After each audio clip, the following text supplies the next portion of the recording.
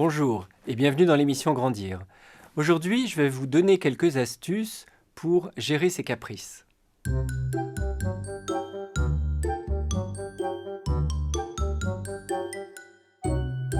Pourquoi il est important de dire non à son enfant? Bien sûr, quand le non est justifié, c'est-à-dire quand la demande de l'enfant ne correspond pas à un besoin essentiel. Il est important de lui dire non pour lui apprendre les limites. L'enfant ne peut pas connaître les limites tout seul. C'est vous, parents, c'est vous, adultes, qui les connaissez et qui devez les lui enseigner. Donc vous devez lui dire quand est-ce que c'est autorisé, quand est-ce que ça l'est pas, quand c'est possible, quand ça n'est pas possible, quand ça n'est plus possible. Donc vous devez l'informer des limites qui permettront plus tard une bonne intégration dans la société. Parce que si vous ne mettez pas les limites, eh bien c'est la société qui devra les lui mettre. Et comme il sera plus âgé, eh bien ça sera plus difficile pour lui de les intégrer. Lui mettre des limites, effectivement, c'est frustrant. Mais ça lui apprend aussi à gérer les frustrations. Tout au long de notre existence, on va être confronté à diverses frustrations. Et heureusement qu'on ne réagit pas comme un enfant de 3 ans à nous rouler par terre, à hurler ou à donner des coups de pied. Mais c'est un non qu'il va falloir accompagner, parce qu'il ne va pas l'accepter comme ça. Un caprice, c'est quoi? Eh bien, c'est une envie impérieuse qui est liée à l'humeur, mais qui ne correspond pas à un besoin chez l'enfant et qui vient s'opposer à la volonté parentale. Alors parfois, l'enfant va réagir de manière extrême alors que la frustration apparaît minime.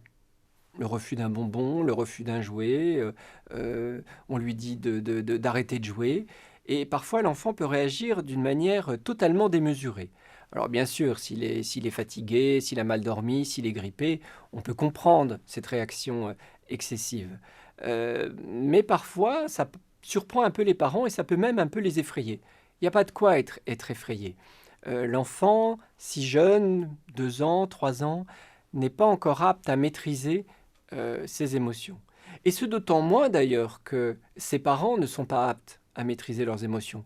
On est tous plus ou moins impulsifs, mais vous remarquerez que quand un parent est très impulsif et maîtrise mal ses émotions, eh bien c'est plus difficile pour l'enfant à apprendre à maîtriser les siennes.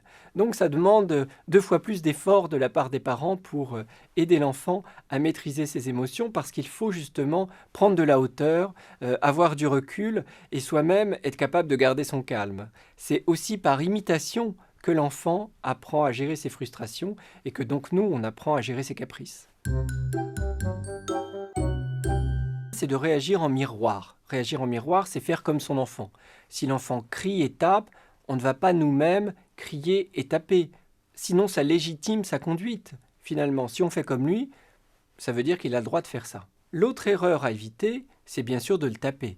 Parce que sinon, il apprendra lui-même à régler tous ses différends en frappant. La troisième erreur à éviter, ça serait de paniquer et de céder. Parce que si vous cédez, eh bien, il fera d'autres caprices et il apprendra jamais à se contrôler, à accepter la frustration et à accepter le non. Il faut d'abord anticiper. Avant d'aller au supermarché, on le préviendra qu'il ne pourra pas avoir des bonbons.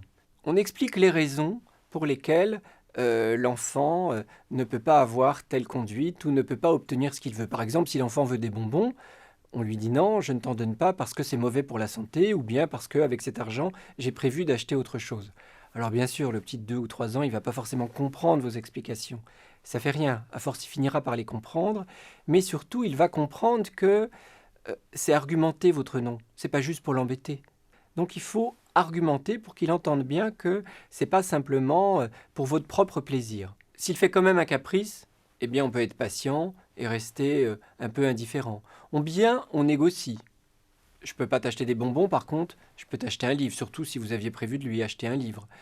On peut aussi faire diversion, parler d'autre chose, des caprices que vous faisiez vous-même enfant. Vous pouvez aussi faire intervenir un tiers, quel qu'il soit, quelqu'un que vous connaissez ou pas, qui soit avec vous, et qui fera triangulation avec vous.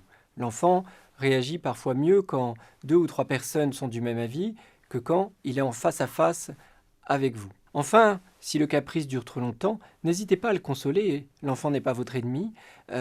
C'est difficile pour lui de gérer ses émotions, donc ça peut être une bonne façon de terminer le caprice que de le consoler. Et enfin, si vraiment le caprice se prolonge et qu'on est en dehors de la maison, à l'extérieur, dans un supermarché ou dans la rue et qu'il refuse d'avancer, eh bien si vous êtes suffisamment costaud, prenez vos bras pour le transporter avec vous. Merci de votre attention. À la semaine prochaine.